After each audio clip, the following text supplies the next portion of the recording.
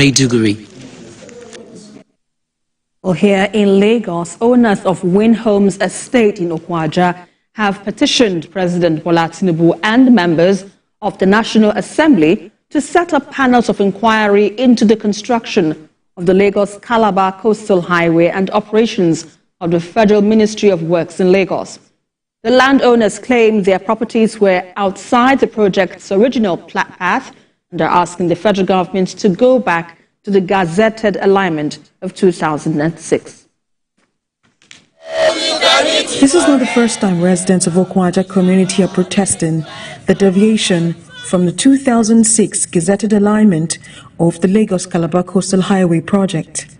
On the 20th of May, property owners and indigents of Okun Ajah trooped out to protest alleged irregularities in the coastal highway project.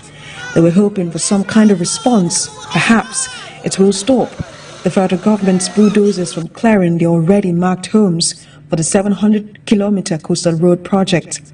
A few days later, those fears were allayed at this stakeholders meeting by the Minister of Works, David Umahi.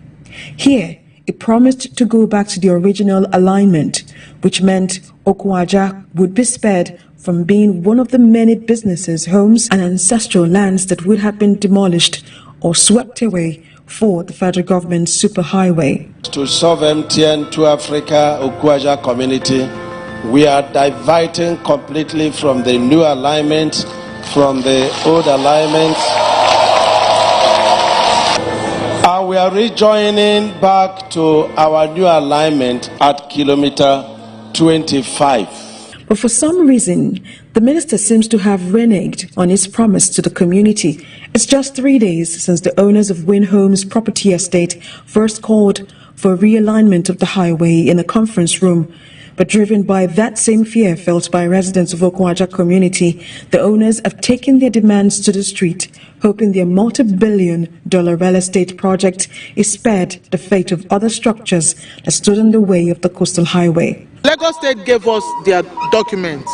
We have the governor's consent, we have CFO, we have a coastal road right-of-way clearance. We made sure that we did all our due diligence, and it shows that the coastal road did not pass through here. Instead of sticking to the blueprint of the alignment road, coastal alignment road, they diverted it by passing people that do not have any form of documentation. People that have documentation and are following the law, law-abiding citizens, should not be made to suffer for people that do not have any documents. The buildings, they are going down, and we don't really know what to do, because we all have our papers, we all have our documents, which is correct, which have been given out to us. So now if they demolish this place, I don't know what's going to happen to us. It is uncertain if the Minister of Works will once again realign the project in favor of Okun Ajah community. But with the federal government's resolve to continue the construction of the coastal highway project, one thing is certain: the demolition saga between the Federal Ministry of Works and coastal communities along the coastal highway is far from over. To other news now, gender rights advocates